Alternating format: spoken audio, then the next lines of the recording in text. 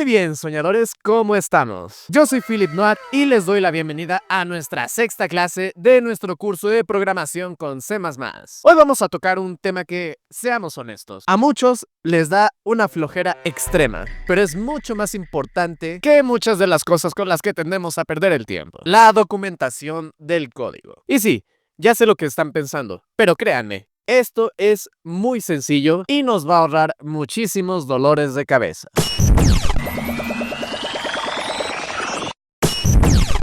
Hoy vamos a desmitificar la documentación y les aseguro que para el final del video no solo entenderán por qué es crucial, sino que hasta le agarrarán gusto, o al menos ya no será el infierno aburrido por el que a veces lo toman. Imagínense a su código como su ex. Si no lo documentan bien, nadie lo va a entender y al final terminan poniéndole los cuernos con alguien más. Tal vez me estoy proyectando demasiado en estos videos. Pero bueno, ya que estamos aquí con la promesa de no aburrirlos demasiado, vamos al grano. ¿Qué demonios es la documentación? Imagínense que están haciendo una receta súper secreta, así tipo Don Cangrejo con las cangreburgers. De esas que solamente ustedes saben hacer. Si no anotan los ingredientes, los pasos y hasta los trucos culinarios que se inventen, ¿qué creen que va a pasar? Exacto. Bob Esponja no tendrá cómo hacer una cangreburger. Pues la documentación es exactamente eso, pero para su código. Es como el diario secreto de su programa, donde anotan todos los pormenores, los cambios, qué hace qué cosa, por qué lo hace de esta manera, cómo lo hace, qué problemas puede resolver, qué problemas puede tener, y hasta los chismecitos de por qué decidieron usar esa variable con un nombre tan raro. En términos más formales, que nos aburre a todo el mundo, la verdad, la documentación es el conjunto de textos, explicaciones, diagramas y cualquier otro material que describe el funcionamiento de nuestro programa o aplicación. Es la forma de comunicarle a otros y a tu yo del futuro, como ya lo había mencionado en otro video, cómo es que funciona nuestra creación. Piensen en ella como el GPS de su proyecto. ¿Sin un GPS sabrían llegar a cualquier lugar? Probablemente sí, pero en la época donde todos no sabíamos hasta los números telefónicos de nuestros amigos. Es una época que ya murió. Pero sí, sin un GPS, hoy en día nos perdemos y terminan pidiéndole indicaciones a un extraño que les dice: siga derecho y luego a la izquierda, pero no esa izquierda, sino hasta la otra izquierda. Vaya, todo un caos. Y la documentación es precisamente lo que evita ese caos. Así que en pocas palabras, la documentación es el arte de dejar pistas de cómo, por qué y para qué funciona tu código. Y sí, a veces es un arte que requiere mucha más paciencia que armar un cubo de Rubik, pero créanme, vale la pena. Pero ¿por qué digo que vale la pena? Si ya me costó un ojo de la cara y parte del hígado poder escribir mi código y que funcione y que compile y todo lo demás. Ahora me estás diciendo que tengo que escribir sobre mi código. ¡Qué flojera! Y sí, entiendo la hueva, pero es como después de una fiesta épica. Te toca limpiar todo el desorden, pero créeme, documentar es como limpiar la casa antes de que lleguen tus papás a ver todo el desmadre que hicieron tus amigos. Te ahorra muchísimos dolores de cabeza y regaño. Y si todavía no me creen, aquí les van algunas razones de por qué documentar es lo mejor, incluso para ti mismo y para los demás. Empezaré con la razón de que para tu yo del futuro es un completo desconocido. ¿Alguna vez has vuelto a un código que escribiste hace 6 meses y dijiste: ¿en qué demonios estaba pensando? ¿Qué rayos es esto? Sí, a todos nos ha pasado. Y créeme, la documentación es algo que tu yo del futuro agradecerá profundamente. También funciona para tus compañeros de equipo, sobre todo para que no te odien. Si trabajas en equipo, la documentación es el lenguaje universal. Imagina que un compañero tiene que arreglar un bug o añadir alguna nueva función. Si no hay documentación, es como pedirle que encuentre una aguja en un pajar con los ojos vendados. La documentación es aquello que evita que te manden mensajes a las 3 de la mañana preguntando: ¿qué demonios hace esta línea? También sirve para nuevos integrantes del equipo, o sea, para que no huyan despavoridos. Cuando alguien nuevo llega a tu proyecto, la documentación es su mejor amigo. Le ayuda a entender la lógica, la arquitectura, las peculiaridades del código sin tener que estar preguntando cada 5 minutos qué hace esta variable. Así el nuevo se integra más rápido y tú no terminas con un tic nervioso en el ojo. Les hablaré también de que sirve para el mantenimiento y la escalabilidad. Los proyectos evolucionan, se añaden funciones, se corrigen errores, se optimiza rendimiento. Si el código no está documentado, hacer cualquier cosa es una aventura altamente riesgosa. La documentación permite entender el impacto de tus modificaciones y asegura que el proyecto pueda crecer sin convertirse en un monstruo inmanejable. Imagínalo como el manual de tu coche. Si no sabes qué hace cada pieza, ¿cómo demonios lo vas a reparar o mejorar? O tan siquiera saber si echarle Magna o Premium al tanque. Y finalmente, para la calidad del código, porque sí, esto también influye. Al documentar, te obligas a ti mismo a pensar de una forma más clara que hace tu código. Incluso a veces mientras te lo explicas a ti mismo encuentras una forma más sencilla o más optimizada de resolver un problema. Es como cuando le explicas el problema a alguien y al verbalizarlo encuentras la solución tú mismo. Así que, aunque al principio parezca una tarea extraña, documentar tu código es una inversión a futuro. Te ahorra dinero, tiempo y, como ya dije, dolores de cabeza. Muy bien. Ya sabemos que documentar es perfecto para la salud. Ahora hablemos una de las mayores estrellas de la documentación, el README.md. ¿Qué demonios es esa cosa de nombre raro y con extensión MD? Pues mira, un README.md es la tarjeta de presentación de tu proyecto. Es el primer archivo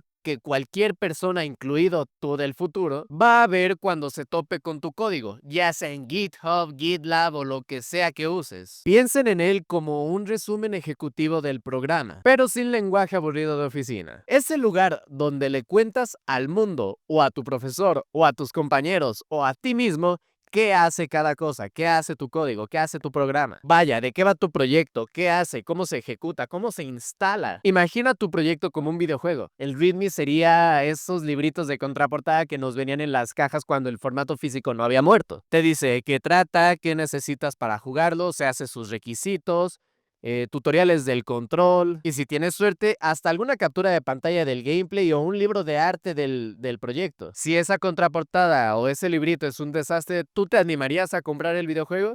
Lo más seguro es que no. Pues con tu código pasa exactamente eso. La extensión .md significa Markdown, que es un lenguaje de marcado súper sencillo. Es como escribir en un cuaderno súper sencillo, pero con algunos truquitos que lo van a hacer ver más bonito. No necesitas ser un gurú del diseño para que tu README se vea bonito y profesional. Simplemente debes tomar agüita de Ugu. No es verdad, pero sí tomen agua. Es tan fácil que hasta tu abuela podría aprenderlo, si le dieran ganas de programar. En resumen, el README.md es la oportunidad de enganchar a las demás personas a tu proyecto. La forma de generar una buena primera impresión, de decir, hola, soy el proyecto tal, del autor tal, creado tal fecha. Si lo tienes bien hecho, la gente no solo entenderá tu código, entenderá tu visión, tus patrones de diseño y tu manera de resolver los problemas. Si no, bueno, prepárate para que ignoren a tu proyecto como los términos y condiciones de alguna aplicación. Ahora bien, ¿qué es el changelog.md? Ya hablamos del readme.md, que es como nuestro portero de la fiesta. Ahora vamos a presentarles a su primo, el changelog.md. Este archivo es el chismógrafo oficial de tu proyecto, el que lleva registro de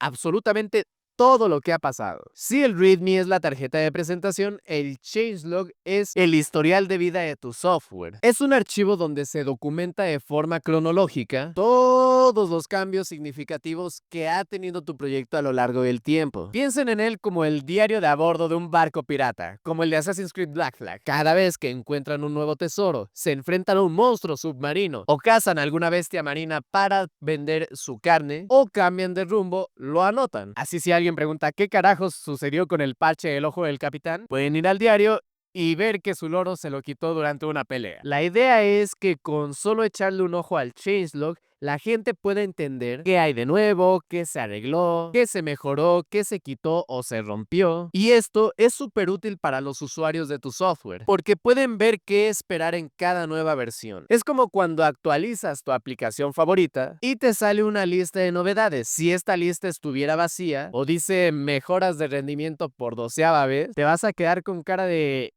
¿y en qué demonios están invirtiendo mi dinero? Un buen changelog te dice exactamente qué es lo que llevas. Y para ti como desarrollador es una bendición. Te ayudará a saber qué cambios hiciste entre una versión y otra, lo cual es vital para el control de versiones y para no volverte loco cuando un usuario te reporte algún bug que antes no estaba. Vaya, es como tener un álbum de fotos para tu proyecto, pero en lugar de fotos tenemos cambios. Así que en resumen, el changelog es el cronista oficial de tu código. Es el que te dice esto es lo que ha cambiado desde la última vez que nos vimos. Y sí, también usa Markdown, por lo que es muy fácil de actualizar y de mantener. No hay excusas para no tenerlo. Y ya que estamos hablando del changelog y de cómo va evolucionando tu proyecto con el tiempo, no podemos quedarnos sin mencionar lo que es el versionado semántico, o Semver para los amigos. ¿Y qué es esta cosa de versionado semántico? Pues mira, es como el sistema de numeración de las películas de James Bond. No es solo James Bond 1, James Bond 2, James Bond 3 o 0071, 0072, 0073, sino que tiene un nombre y cada nombre tiene un significado. En el software no podemos ir por la vida diciendo esta es la versión buena,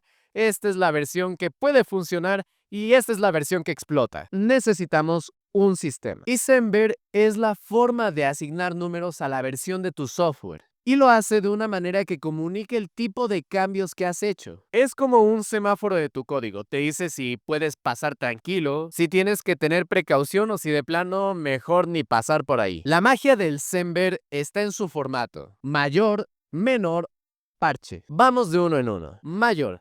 Este es el número gordo, el que te dice todo va a cambiar a partir de aquí. Si este número cambia de, por ejemplo, 1.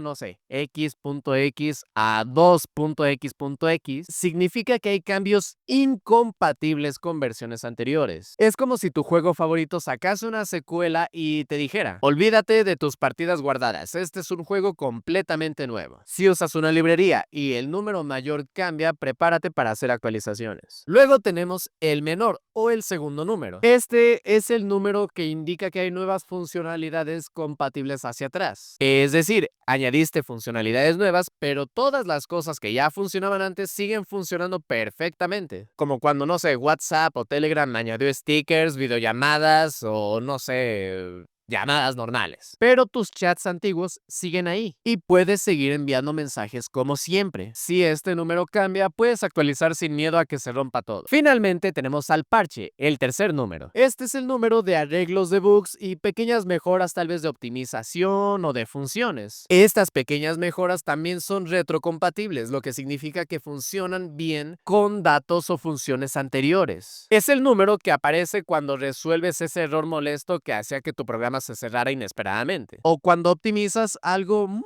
chiquito, como cuando Windows saca una actualización para mejorar su estabilidad y seguridad. No se esperan grandes cambios, simplemente esperas que las cosas funcionen mejor, aunque a veces pasa lo contrario. Así que cuando veas un changelog.md con números como 1.0.0, 1.2.4, 1.3.1. Ya sabes lo que significa cada número. Esto te da una idea de saber qué tipo de cambios esperar sin tener que leer línea por línea. Es como tener un código secreto para entender el estado de tu software actual. Pero ojo, ojo, ojo, ojo. Ojo, el versionado semántico no va del 1 al 9 o del 1 al 10. No, los números en el versionado semántico no tienen un límite. Puedes llegar a 57.348.729, aunque si llegas a eso probablemente ya sea Skynet tu programa. No hay tope, no hay un último número. Si un día tu librería llega a la versión 203.0.0, no es que sea radioactiva, solo que ha tenido millones de cambios importantes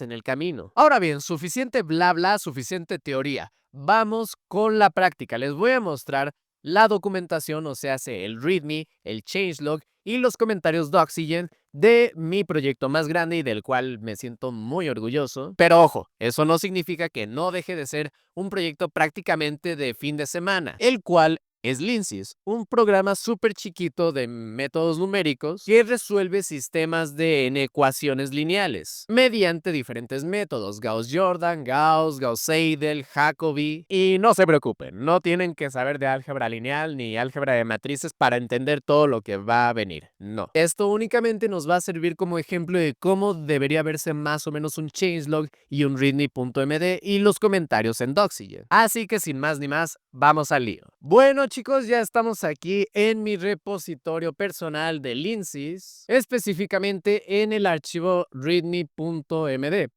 Podemos visualizarlo de esta forma entrando a GitHub y dando clic en el readme.md. Pero bien, vamos al lío. Este readme lo redacté realmente hace ya unos meses, pero considero que cumple con lo básico que todo readme debería tener. Tenemos una bienvenida, una descripción clara de lo que hace nuestro programa. Vaya, desde la primera línea podemos leer exactamente qué es lo que hace nuestro programa. Se trata de un resolvedor de sistemas lineales mediante diferentes métodos: Gauss, Gauss-Jordan, iteración de Jacobi, iteración Gauss-Seidel. En cristiano, este programa toma tus ecuaciones locas y te da una solución a ellas por diferentes métodos sin que pierdas la cabeza. ¿Qué podemos tomar de esto? Podemos tomar la importancia de ser claro y conciso con lo que decimos. Aquí en una línea, la persona puede saber qué es y al mismo tiempo si le interesa. Luego tenemos más abajo un logo y gancho visual. Agregar un logo hace que tu archivo no se vea como algo de puro texto y perdido en puras formalidades, sino que se ve como algo serio y profesional. ¿Podría sobrevivir sin logo? Sí, muy probablemente sí. ¿Se ve 50 veces más atractivo con él? También. Luego tenemos la sección de features o características. Aquí contamos todo lo que nuestro programa puede hacer. En este caso tenemos la resolución paso a paso por el método de Gauss, la resolución paso a paso por el método de Gauss-Jordan, la resolución iterativa por el método de Jacobi, la resolución iterativa por el método de Gauss-Seidel. Tenemos una interfaz por consola simple y clara y sin dependencias externas. Vaya, es compilable con cualquier compilador estándar de C++. Y esto es exactamente lo que necesita el lector: saber al tiro qué es lo que van a encontrar y qué es lo que no van a encontrar. Es como lo que les decía de la contraportada de uno de nuestros juegos en físico. Nos dice: incluye funciones en línea, más de 200 armas, nuevos personajes, lo que ustedes quieran. Un poco más abajo tenemos el apartado de requisitos. En este caso, como es un programa simple de C++, pues ponemos que simplemente requiere un sistema operativo con consola, ya sea Windows, Linux o macOS. Aquí, como podemos ver, no nos estamos complicando tanto, pero mucho ojito. En proyectos más complejos podemos encontrar versiones de librerías y compiladores específicos, pero como ya lo mencioné, esto es C++ puro, entonces no necesitamos nada de eso. Finalmente tenemos el uso. Aquí es donde el README se corona como algo bueno o se hunde como el Titanic. Tenemos la forma en la que ejecutamos nuestro programa, una explicación breve pero detallada de cómo debemos ejecutarlo y lo que el usuario debe esperarse al iniciarse. El método por el que deseas resolver tu sistema, la dimensión, los datos de la matriz, los datos del vector. Si desea que se muestren los pasos de la resolución, si el sistema y el método lo permiten, y se puede hacer cuantos sistemas se desee. Para salir, simplemente debes seleccionar la opción 5. Y ya está. Explicamos paso a paso qué es lo que te va a pedir. Y agregamos ejemplos con capturas de pantalla de la consola de lo que va a mostrar el programa. Los screenshots son salvavidas. Tenemos ejemplos de entrada, ejemplos de salida, así que no hay excusa de que el usuario no va a saber cómo utilizar el programa correctamente. Luego, en esta sección tenemos el estado del proyecto. Aquí yo explico que es la segunda mayor actualización post lanzamiento, que sería la versión 1.2.2. Este detalle conecta directamente con el changelog y reafirma que el proyecto se mantiene versionado. A continuación tenemos el apartado de contribuciones, donde invitamos a la comunidad a colaborar con nuestro repositorio. Más abajo tenemos la licencia, indicamos que es licencia MIT, lo que significa que puede ser usado, modificado y distribuido con fines comerciales siempre que se mantenga el crédito original al autor. Y finalmente tenemos el apartado de autor, desarrollado por estudiante de ingeniería electrónica apasionado por ciberseguridad. Este proyecto es 100% libre y gratuito. Si te ha ayudado y quieres apoyarme como estudiante, puedes invitarme a un café o con PayPal directamente. Y finalmente tenemos mi loguito. Y también tenemos un apartado en inglés. Mantenerlo bilingüe lo hace accesible para más gente. Y yo sé, digo, en ese momento no lo sabía, pero ahora lo sé. Lo ideal es mantenerlo en dos archivos separados, un README para el español y un README en inglés. Pero para efectos de esta clase, pues funciona. En conclusión, un README cumple con la función de presentar el código, qué es, para qué sirve, cómo lo hace, etc. Contar qué ofrece, explicar cómo usarlo, dar contexto y hacerlo humano. explicar quién y cómo lo hizo. Como lo dije anteriormente, un README es el perfil de Tinder para el código. Si no tienes fotos, te dan swipe left. Si no dices lo que buscas, la gente se confunde. Y si no dices quién eres, pues nadie te va a invitar a un café. Digo, ¿acaso tú sales con extraños? Con un buen README, tu proyecto tiene mayores posibilidades de hacer match con usuarios y otros desarrolladores. Muy bien, ya vimos el README, ahora vamos a pasar al siguiente punto importante, que será el changelog.md. Y como ya lo dijimos, un changelog es básicamente un álbum de fotos para tu proyecto. Tenemos nuestro encabezado genérico que dice: changelog, todas las modificaciones significativas a este proyecto serán documentadas en este archivo. Traducción: aquí vas a encontrar todos los cambios importantes sin chismes innecesarios. Luego tenemos la aclaración de que este formato está basado en Keep a Changelog, que es una página que te indica cómo hacer un changelog correctamente, justamente, el cual, por cierto, les voy a dejar aquí el link en la descripción por si lo quieren revisar. Luego tenemos nuestras versiones con el formato Semver o Semantic Version o versionado semántico. Aquí notamos el uso del versionado semántico que ya habíamos comentado anteriormente. Los tres numeritos mayor, menor,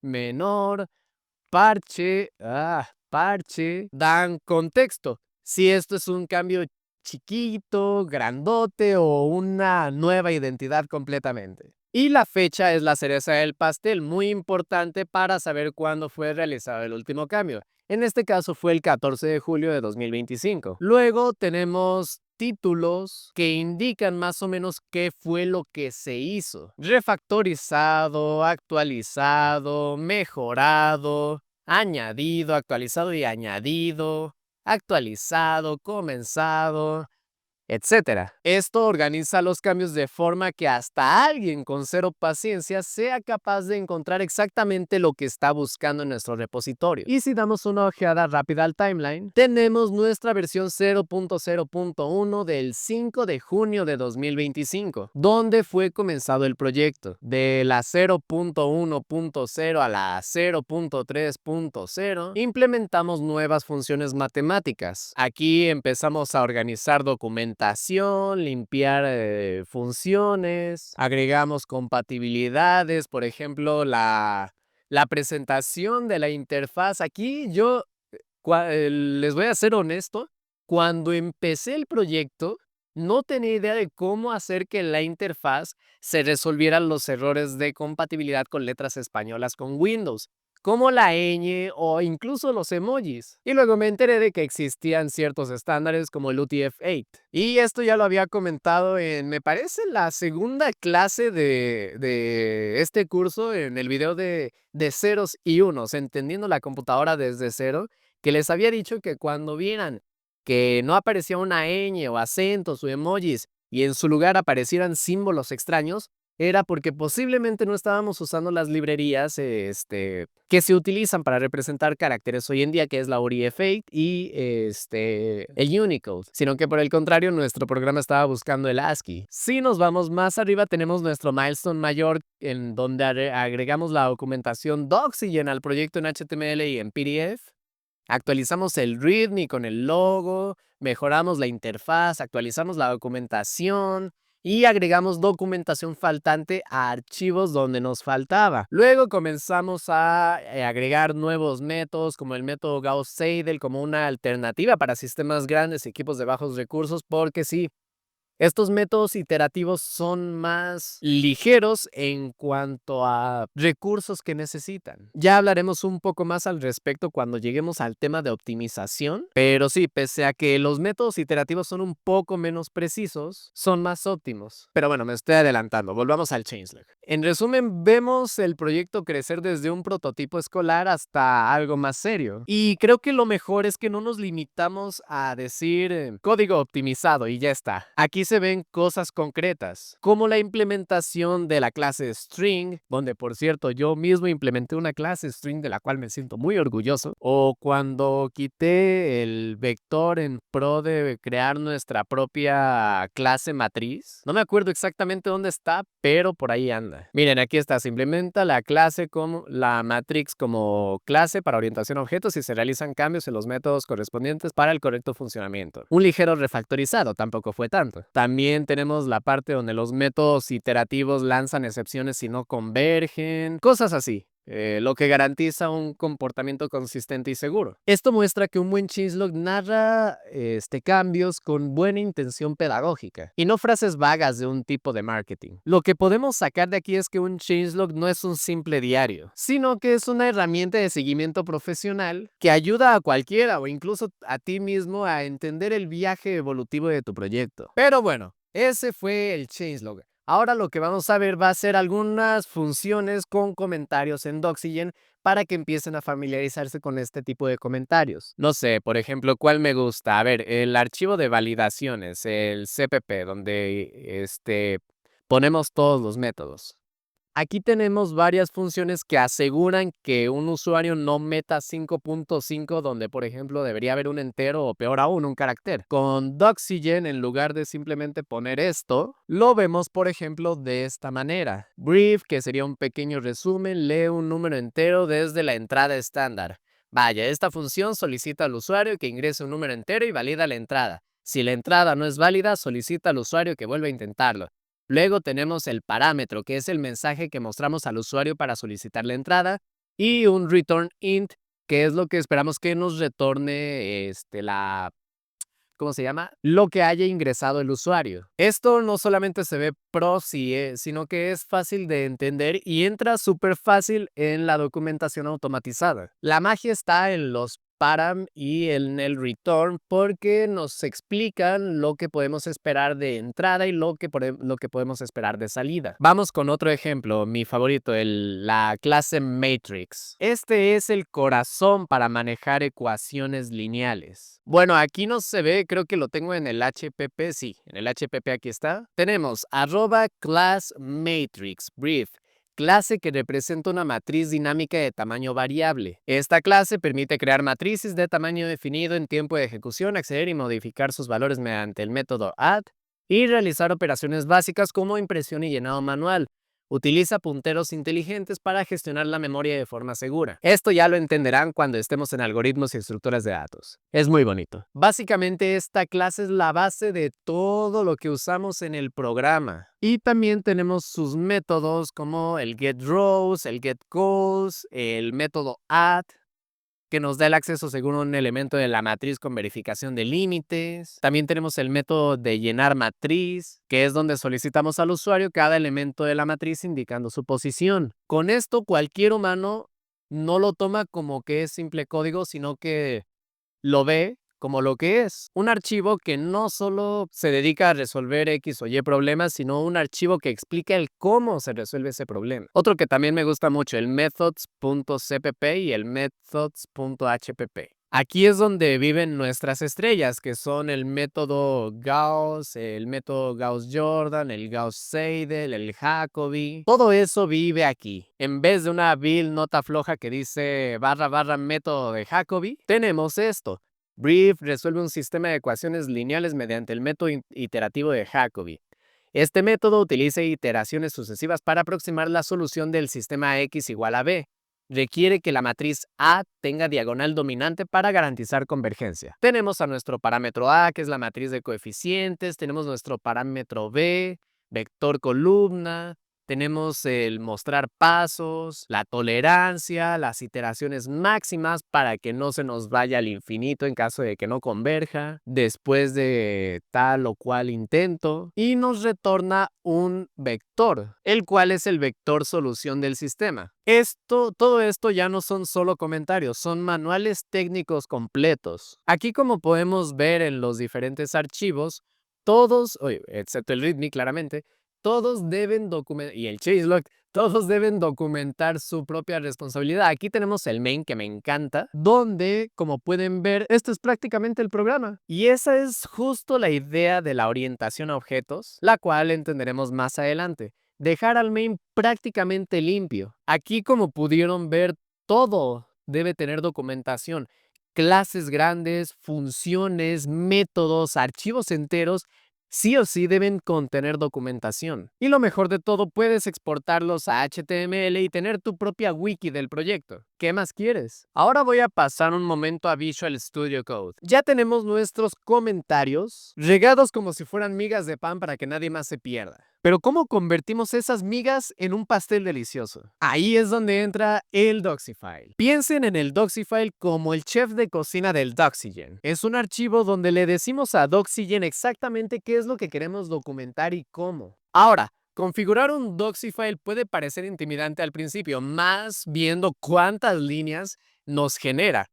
Son casi 3000 líneas. Pero no se me asusten, la mayoría de veces solo necesitamos mover algunas cosas clave. Pero bueno, vamos desde cero. ¿Cómo configuramos un Doxifile? Lo primero que tenemos que hacer es, si no tienen su Doxifile, es abrir un terminal en el path donde ustedes tienen su proyecto claramente y escribimos el siguiente comando, doxygen-g. Yo no lo ejecuto porque ya lo tengo, pero este comando nos va a generar este archivo, Doxifile. Y ahora sí, a cocinar. Y aquí tenemos un montón de líneas, pero las que más nos importan son las siguientes. Vamos a darle en Control F y se nos va a abrir una barra de búsqueda que va a buscar lo que nosotros pongamos dentro del archivo. Escribimos primero project-name. Le damos Enter y nos va a dar todas las posibles ubicaciones que estamos buscando. La que estamos buscando específicamente es esta, Project Name, y aquí va a tener un valor por defecto. En este caso, como yo ya lo configuré, tenemos esto, Lindsys++.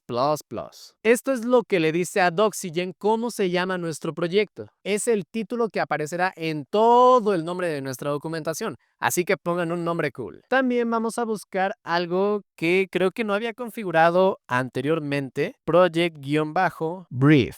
Muy bien, aquí lo tenemos. Esto es básicamente el eslogan de nuestro proyecto, lo que habíamos puesto en el changelog. Vamos a poner exactamente lo mismo. Vamos a abrir comillas y escribimos solucionador de sistemas de ecuaciones lineales. Y cerramos comillas. Luego tenemos el output-directory. Aquí le decimos al Doxifile dónde queremos que se guarde nuestra documentación.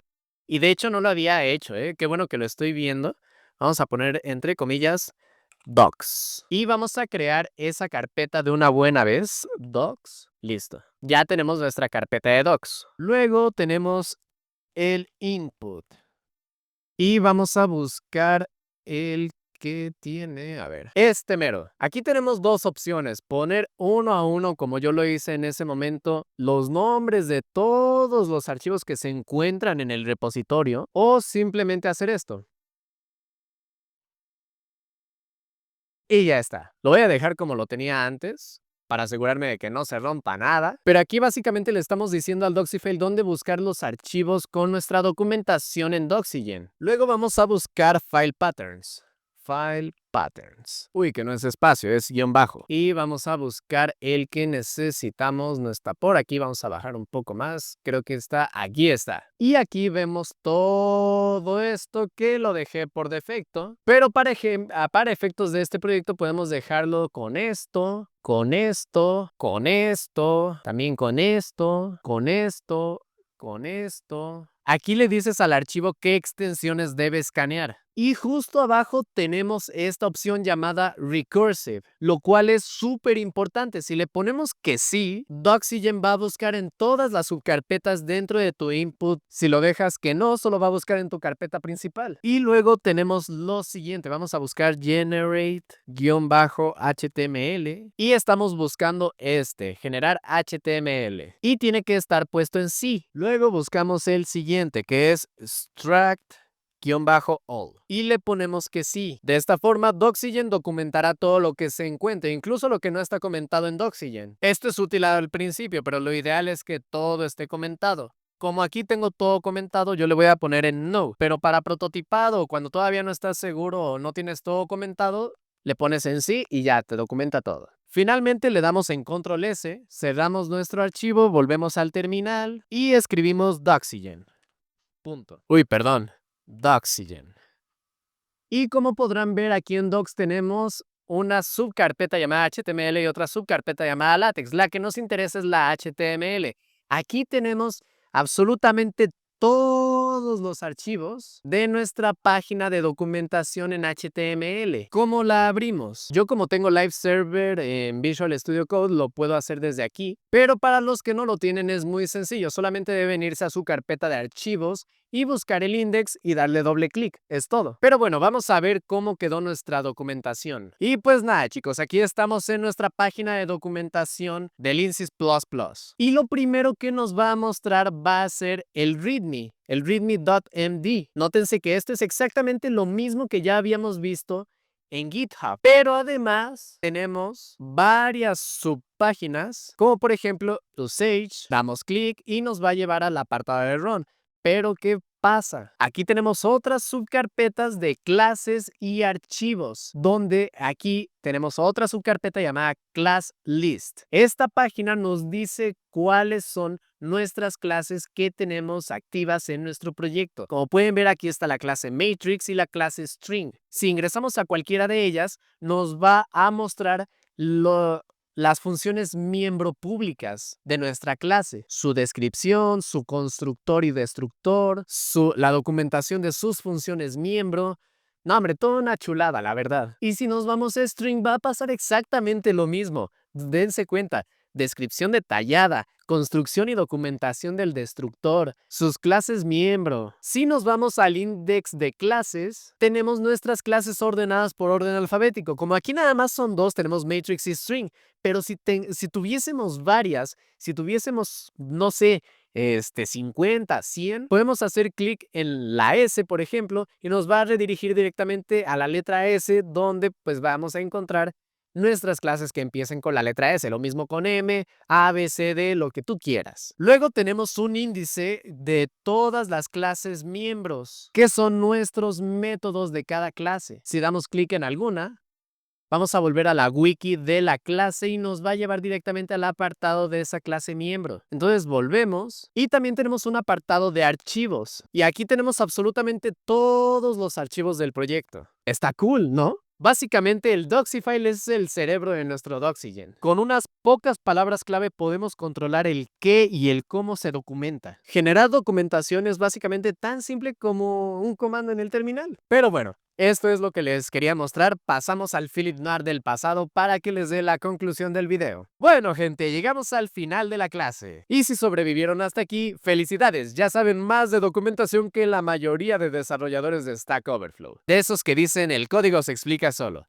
No. El código jamás se va a explicar solo. Hoy vimos que la documentación no es, como ya había dicho en anteriores videos, un castigo divino, ni un relleno innecesario, sino que es la puerta de entrada a tu proyecto, para que sea usable, mantenible, escalable y entendible, hasta para tu yo del futuro. Ahora, repasemos rapidito las joyas que nos llevamos. Tenemos el readme.md, que es tu carta de presentación, el perfil de Tinder de tu proyecto. Si no engancha aquí, nadie le va a dar like a tu repo. Tenemos también el changelog.md, que es el diario personal de tu código, ya sea grande o chiquito. Todo cambio debe agregarse aquí. Recuerda, sin un changelog, nadie sabe qué demonios cambió con respecto a tu versión anterior, ni tú mismo. Comentarios en Doxygen son los subtítulos de tu código. Explican funciones, parámetros y clases sin tener que leer toda una novela de código. Y finalmente el Doxifile, el chef maestro de tu documentación. Con unos cuantos ajustes, convierte tu código, bueno, tus comentarios, en documentación que van a hacer pensar a tu profe o a tu jefe, este cabrón sabe lo que hace. Al final, documentar es como lavarse los dientes. Al principio lo haces por obligación. Luego lo haces porque sabes que sin él, tu vida, en este caso tu código, comienzan a oler mal. Y cuando agarras la rutina, ya no puedes vivir sin ello. Así que la próxima vez que empiecen un proyecto, piénsenlo. ¿Quieren un repo que parezca cuarto de adolescente sin limpiar, como el mío? ¿O un documento ordenadito que hasta da gusto usar? Yo creo que la respuesta es obvia. Y recuerden, mis queridos soñadores de código, el código se lee muchísimo más de lo que se escribe. Si quieren que alguien más los entienda, documentar no es opcional. Es supervivencia tanto para tu proyecto como para la empresa para la que trabajes. Así que si llegaron hasta aquí, ya saben documentar mucho más que la mayoría de Stack Overflow. Y si no, bueno, suerte descifrando código espagueti. Sin nada más que agregar, agradezco mucho que sigan aquí, hayan visto el video. No olviden que si les gustó pueden dejar un like, suscribirse si aún no lo han hecho y sobre todo comentar desde cuándo empezaste tú a documentar un proyecto o si sabías lo importante que era. Pero bueno, una vez más, muchísimas gracias por estar aquí. Los veo la siguiente clase, no les quito más su tiempo, muchas gracias. Yo soy Philip Noir y los veo en el siguiente video.